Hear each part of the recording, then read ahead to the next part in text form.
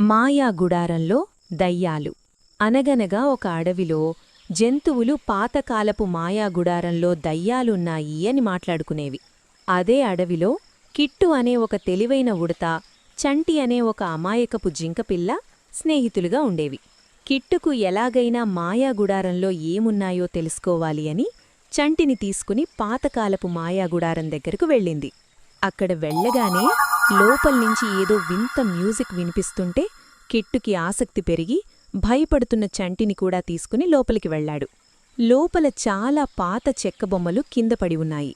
వాళ్లు లోపలికి వెళ్లగానే ఒక్కసారిగా ఆ గుడారం తలుపు దానంతటదే గట్టిగా మూసుకుపోయింది. మ్యూజిక్ ఆగిపోయింది. చీకట్లో ఆ చెక్కబొమ్మల కళ్ళు ఎర్రగా వెలగడం మొదలైంది. అవన్నీ కటకటా శబ్దం చేసుకుంటూ కిట్టు, చంటి వైపు రావడం మొదలుపెట్టాయి. అందులో ఉన్న ఒక పెద్ద చెక్కతోడేలు బొమ్మ, "ఇప్పుడు మిమ్మల్ని కూడా మాలాగా చెక్కబొమ్మల్లా మార్చేస్తాం" అని భయంకరంగా అరిచింది. చంటి భయంతో వణుకుతుంటే కిట్టు తెలివిగా పైకి చూశాడు. ఆ బొమ్మలన్నింటినీ కంట్రోల్ చేయడానికి గుడారం పైకప్పు నుండి కొన్ని మెరుస్తున్న మాయాదారాలు వేలాడుతూ ఉన్నాయి. అది గమనించిన వెంటనే కిట్టు ఒక కర్ర సాయంతో గుడారం పైకప్పెక్కాడు.